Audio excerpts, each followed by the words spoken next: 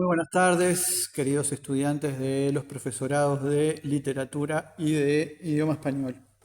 Esto es para el curso de gramática 1 de ambos profesorados y es, bueno, nuestro encuentro virtual semanal, digamos.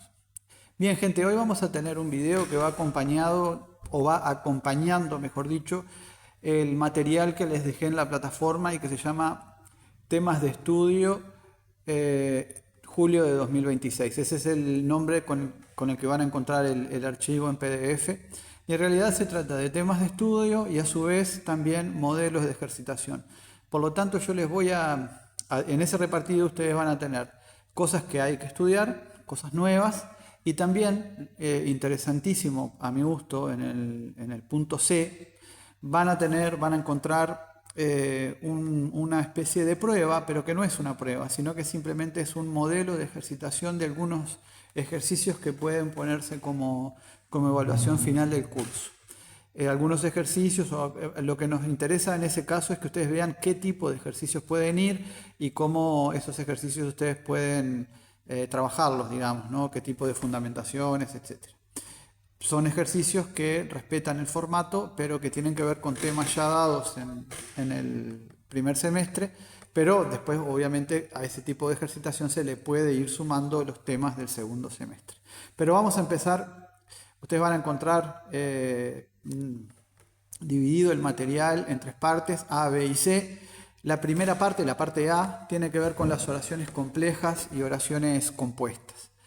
Yo les voy a pedir que ustedes investiguen qué es esto de las oraciones complejas y compuestas y cómo es la terminología al respecto en la gramática tradicional, en el esbozo, por ejemplo, o en el libro de Alarcos, que ustedes ya conocen, el de Alarcos, la gramática del español de 1994, y cómo es la terminología que utiliza la nueva gramática de la lengua española para referirse a las oraciones complejas y compuestas. La nueva gramática las toma de cierta forma y la gramática tradicional anterior las toma de otra. Entonces les voy a dejar eso para que ustedes lo averigüen, porque hay allí una cuestión terminológica, se resuelve en pocas palabras y es para que lo tengan claro, es más que nada un tema de estudio, es decir, ustedes no tienen que entregar nada con esto, simplemente estudiarlo, ¿no? Y después les dejé, eso en el punto 1, en relación a las oraciones complejas y compuestas. Y después les dejé algunos ejemplos. ¿Sí?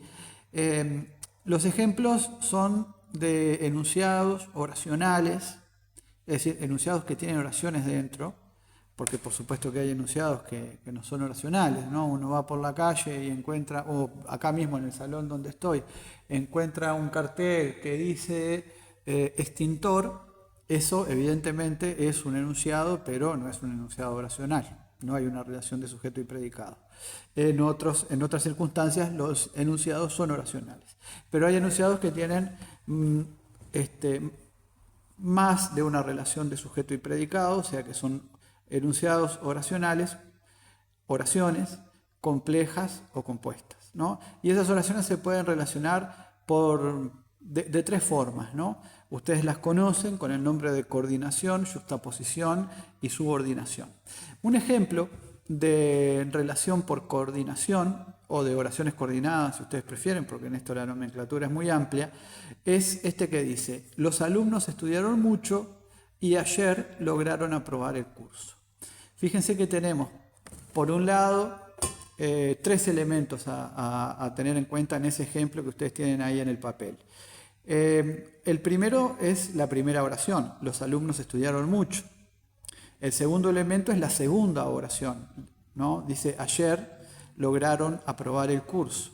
Son dos oraciones que bien podrían funcionar independientemente una de la otra, ¿sí? Pero que en este caso aparecen coordinadas por el nexo coordinante, la conjunción y, ¿sí? También puede haber una coordinación, en este caso es copulativa, es decir, une dos elementos que van en un mismo sentido. Pero puede haber una coordinación que sea adversativa, ¿sí? Algo así como: los estudiantes estudiaron mucho, pero no lograron aprobar el curso ayer. Es decir, esos dos elementos confrontan de alguna manera, no son ideas que vayan en el mismo sentido. Eso sería un ejemplo o dos ejemplos, pero ustedes tienen escrito uno allí, de oraciones relacionadas por coordinación. Después está la relación de yuxtaposición. El ejemplo que ustedes tienen allí dice: ayer fue un día muy especial, los alumnos lograron aprobar el curso.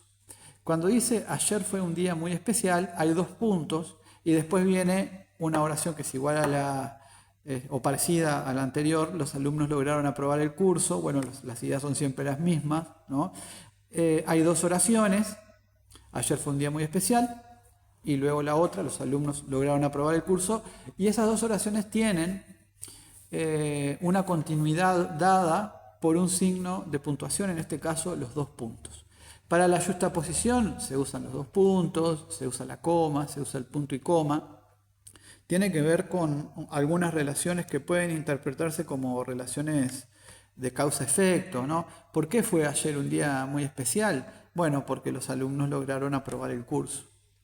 Y también es cierto que estas dos oraciones podrían funcionar de forma independiente también, en muchos de los casos donde se da la yuxtaposición, como en este, ¿no? Finalmente hay una tercera relación, que es la subordinación de oraciones, y en este caso se trata de las estructuras más complejas posiblemente que tengamos en la sintaxis oracional, ¿no? Las oraciones subordinadas son materia siempre de debate, de confusión para los que están recién empezando a enterarse de cómo visualizarlas, pero naturalmente las producimos sin ningún problema. Nuestra mente, en la maravilla que tiene instalada del lenguaje, las puede producir sin saber siquiera que son oraciones subordinadas a otras, ¿no? La palabra subordinación alude a que en ese enunciado oracional donde se presenta la subordinación, la oración subordinada de alguna manera está bajo las órdenes de una oración de mayor jerarquía, como ocurre en cualquier subordinación metafórica que podamos asociar a las oraciones subordinadas, como la subordinación militar o policial o lo que sea. Hay una jerarquía mayor y luego viene la oración subordinada. El ejemplo que les traslado es: los alumnos que estudiaron con entusiasmo lograron aprobar el curso ayer. Fíjense que en este caso tenemos dos verbos conjugados: estudiaron y lograron, y lograron aprobar, que vendría a ser como una perífrasis verbal, ¿no? En el caso de nosotros acá, lo primero que tenemos que decidir es cuál es el verbo de la oración principal, en el caso de que sea una oración subordinada, ¿no? En este caso el verbo de la oración principal es la perífrasis verbal lograron aprobar, ¿no? Y aprobar es un verbo transitivo, por lo tanto hay un objeto directo, el curso. Hay un adjunto de tiempo, que es el adverbio ayer, ¿no?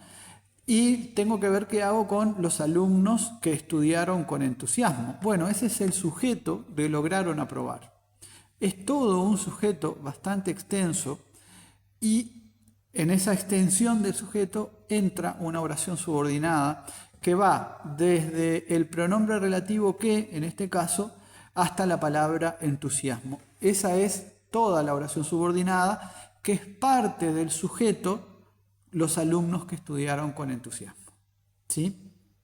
La oración subordinada quedaría entonces que estudiaron con entusiasmo, ¿sí? Es el tipo de oración subordinada a las que llamamos oración subordinada relativa o adjetiva, porque si ustedes se fijan y miran y aíslan, por ejemplo, el sujeto, dicen los alumnos que estudiaron con entusiasmo, la palabra principal de todo eso no es el verbo estudiaron, ¿no?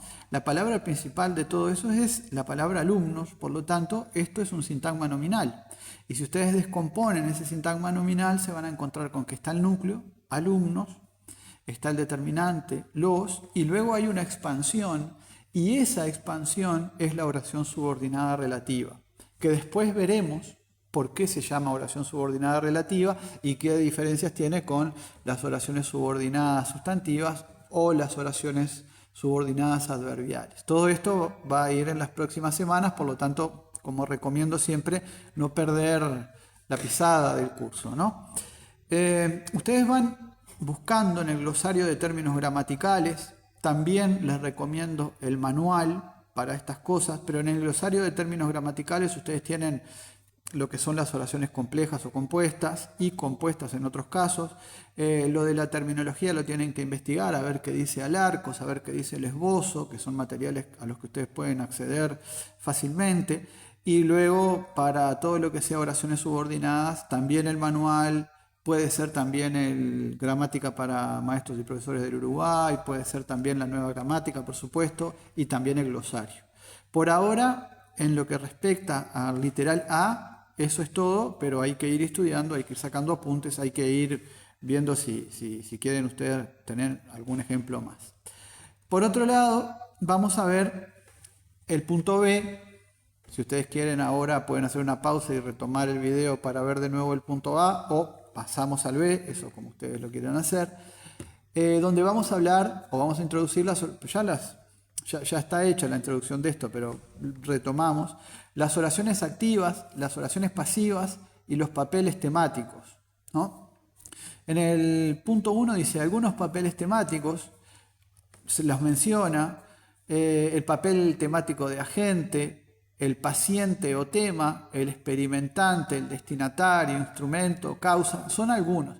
¿Qué son los papeles temáticos? Ustedes tienen que investigarlo en el libro, en la Nueva Gramática de la Lengua Española. Recuerden que esto tiene que ver con la estructura argumental, roles temáticos puede aparecer también, o papeles temáticos. Yo ahora les voy a poner algunos ejemplos, ¿no? Ejemplos sencillos, pero ustedes tienen que realizar una investigación de mayor teoría, ¿no? Es decir, ir a la teoría y sacar sus propios apuntes, ¿no? Dice, se relacionan estos elementos, los papeles temáticos, con las funciones sintácticas, pero no son lo mismo ni deben confundirse.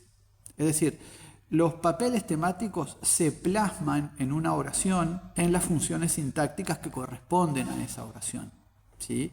El problema es que, ya yendo al punto 2, nosotros tenemos dos clases de oraciones. Las oraciones en estas consideraciones, ¿no? Todo depende de cómo las estemos clasificando, ¿no? En este caso vamos a hablar de oraciones activas y pasivas, ¿no? ¿Cuándo tengo una oración activa? Bueno, básicamente cuando el núcleo de esa oración realiza la acción, ¿sí? La acción que se designa en el verbo, por ejemplo, o cumple con el estado que se designa en el verbo. ¿Cuándo tenemos una oración pasiva? Bueno, posiblemente, a grandes rasgos, esto lo tienen que chequear muy bien ustedes, cuando el sujeto de la oración no realiza la acción, ni está comprendido en el estado en el que se señala la oración, ¿no? Y esto tiene que ver con un ejemplo muy sencillo de oración activa. Ustedes lo tienen ahí. Dice, los funcionarios barrieron el patio del liceo. Y acá les pido atención, pausa, digamos, y concentración. Barrieron es un verbo transitivo, es decir, puede tener un objeto directo. En este caso, el objeto directo es el patio del liceo. Y a su vez, hay un sujeto que está léxico, que es los funcionarios. En este caso, los funcionarios cumplen el papel de agente, son los que realizan la acción. Y el patio del liceo cumple la función de lo que se denomina en semántica paciente o tema, es decir, es aquello que recibe la acción realizada por el sujeto. En este caso, el sujeto es los funcionarios, ellos barrieron, ¿y qué cosa barrieron? El patio. Tenemos un esquema de sujeto, verbo, objeto. Común y corriente, ese es el esquema básico de las oraciones en nuestra lengua. El esquema no marcado, digamos. Después tenemos una oración pasiva que se puede construir con los mismos elementos, con los mismos papeles temáticos. Pero fíjense cómo cambia cuando es una oración pasiva. El patio del liceo fue barrido por los funcionarios. Y entonces, ¿qué tenemos acá? Bueno, en realidad ahora el núcleo de la oración es la perífrasis fue barrido, ¿sí? Después vamos a ver que a estas oraciones le llaman, como ustedes ya saben porque investigaron anteriormente, oraciones pasivas perifrásticas, es decir, son oraciones pasivas que se construyen con una perífrasis del verbo ser o estar, perdón, del verbo ser, discúlpenme, y siempre se construyen con el verbo léxico de la perífrasis, siempre es un verbo transitivo, deriva de un verbo transitivo, ¿sí? Es un participio de un verbo transitivo, porque si no, no se puede construir, ¿no? Barrer, como es transitivo, genera un participio que es barrido, bueno, sirve para construir este tipo de oraciones pasivas perifrásticas, ¿no? Que siempre se construyen con el verbo léxico que tiene que ser transitivo. Pero eso, en las funciones sintácticas, como les digo, tenemos un núcleo porque, perdón, tenemos un sujeto que no realiza la acción. ¿Cuál es el sujeto? En esta última oración pasiva, el patio del liceo fue barrido por los funcionarios, como ustedes bien saben por haber investigado otros ejemplos, el sujeto es el patio del liceo. ¿Cómo me doy cuenta? Porque concuerda con fue barrido. Los funcionarios, que queda como término de preposición en un sintagma preposicional encabezado por la preposición por, no puede ser nunca el sujeto, porque los funcionarios están en plural y la conjugación de la perífrasis es una conjugación en singular. Por lo tanto, no hay concordancia. ¿Sí? Entonces, ¿a qué me refiero con esto? Que el sujeto en la oración pasiva no realiza la acción, el sujeto recibe la acción. Y los que realizan la acción se encuentran en otra función sintáctica que se llama complemento agente, que en este caso es el sintagma preposicional encabezado por la preposición por y que tiene como término de preposición el sintagma nominal los funcionarios. Pero en lo que responde en lo que corresponde, mejor dicho, a las funciones sintácticas, a los papeles temáticos o funciones semánticas, el patio sigue siendo el paciente o tema porque sigue recibiendo una acción y el agente de la acción siguen siendo los funcionarios por más que no sean el sujeto. ¿Sí? Por lo tanto, es ahí donde las oraciones activas y pasivas nos ofrecen cierto grado de complejidad y nos sirven para ilustrar esto de los papeles o roles temáticos. Hay otro ejemplo: el viento derribó los árboles del monte, y ustedes ya habrán visto que se da la misma situación. Derribar es un verbo transitivo, el viento es el sujeto y a la vez es el agente, porque en esa oración estamos ante una oración activa, y los árboles del monte, ¿no?, en este caso son el objeto directo. En la versión pasiva, con los mismos roles temáticos, tenemos los árboles del monte fueron derribados por el viento, donde el complemento agente por el viento, ¿no?, sigue siendo, como les digo, el agente, y los árboles del monte ahora son el sujeto, aunque reciban, ¿no?, la acción, aunque no sean los que la realizan. Esas son las oraciones activas y pasivas, o el contraste entre las oraciones activas y pasivas. Muy bien, ahora voy a pasar al punto C, que el punto C es la presentación de un modelo de ejercitación que vamos a ir practicando para más adelante, para cuando se vengan un par de evaluaciones que vamos a hacer y además la evaluación final. Aclaro que esta propuesta es simplemente para práctica. Yo no la voy a corregir hoy, voy así a hacer un video de corrección de esta propuesta, cortito, para más adelante, ¿sí?, posiblemente la semana que viene, pero ustedes ya pueden ir practicando, ¿no?, practicando cómo realizar este tipo de tareas. El objetivo único de este punto C es que ustedes se enfrenten a un modelo de evaluación que les puede tocar, o ejercicios para que se vayan familiarizando con el tipo de ejercicios que les puede tocar. Entonces dice: lee el siguiente fragmento del relato El regreso de Carmen Laforet y realiza las tareas propuestas a continuación.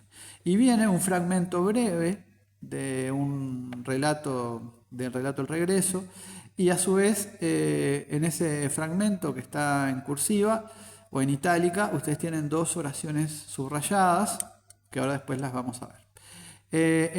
Y vienen las consignas, ¿no?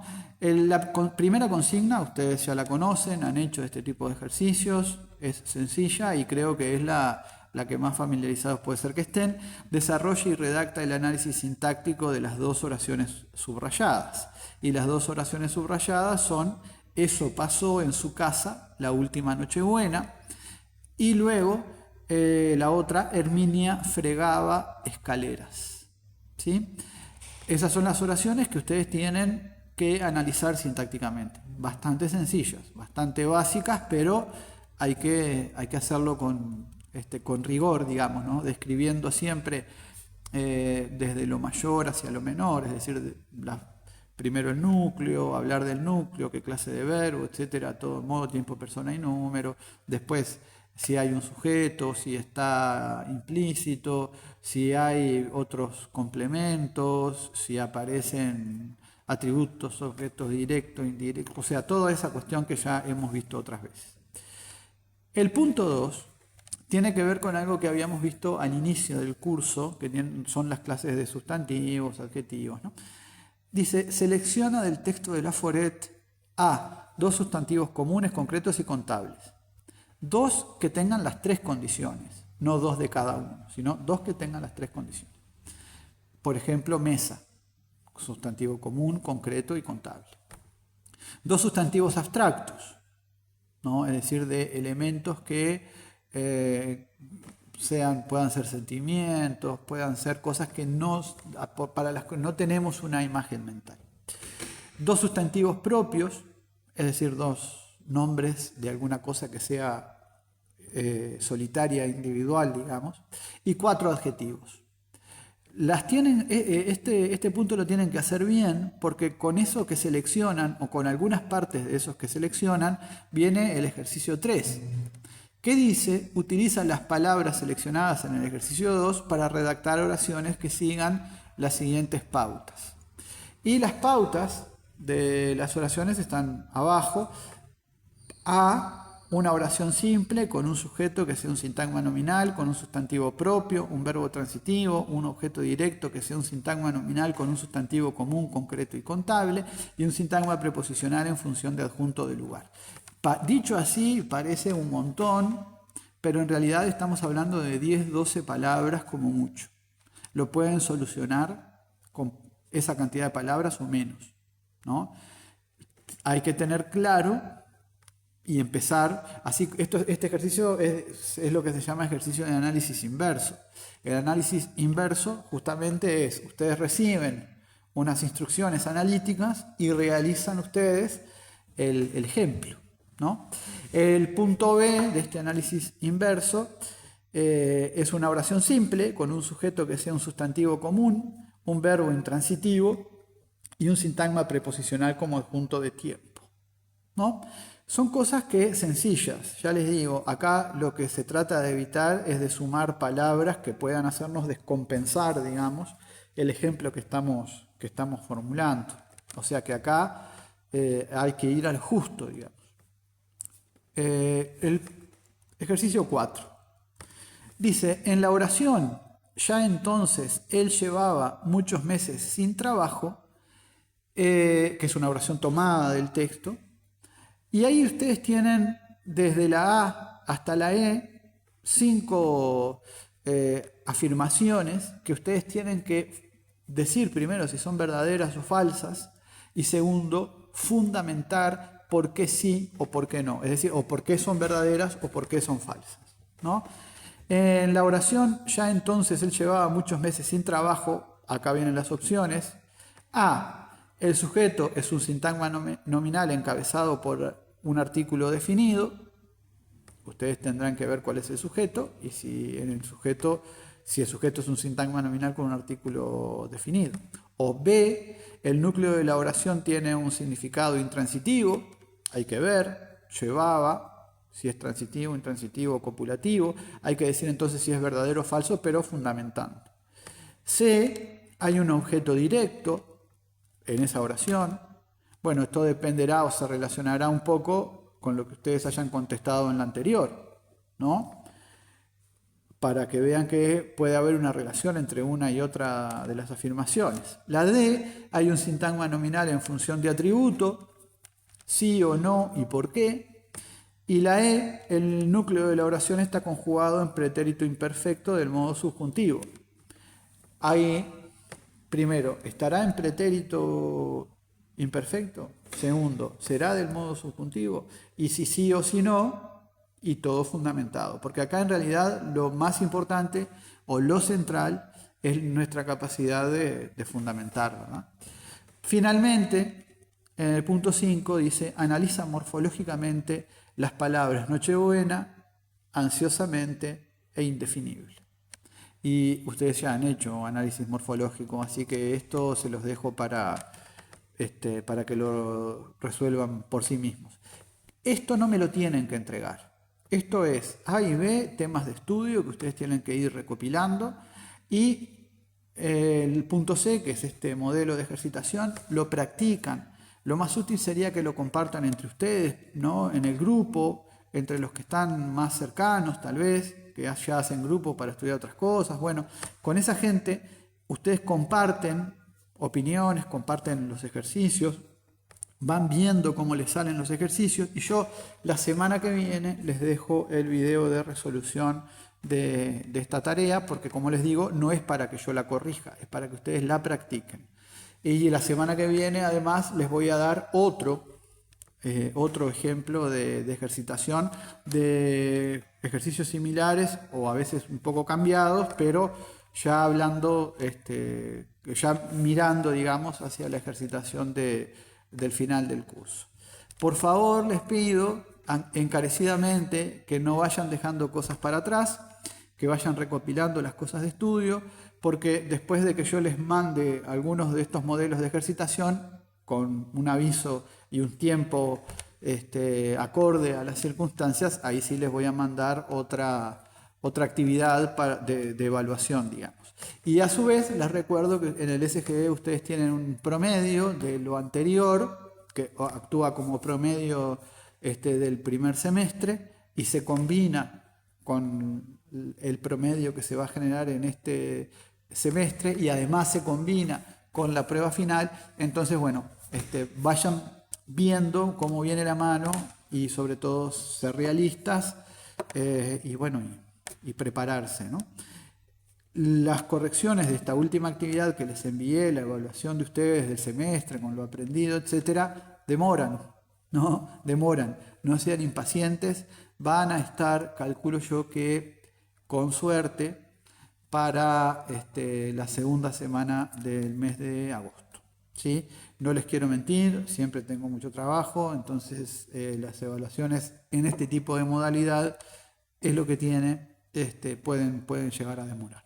Bueno, les mando un abrazo grande, estimados y estimadas, y nos estaremos viendo pronto. Va a haber un cronograma por ahí. Yo voy a ir 2 veces más durante el segundo semestre, porque en los cursos anuales tenemos que ir 5 veces. Yo ya llevo 3, me quedan 2, así que bueno, la vez que no vaya, digamos, capaz que hacemos algún Zoom, pero eso lo tenemos que coordinar entre los profes, ¿sí? Les mando un fuerte abrazo, que pasen lindo.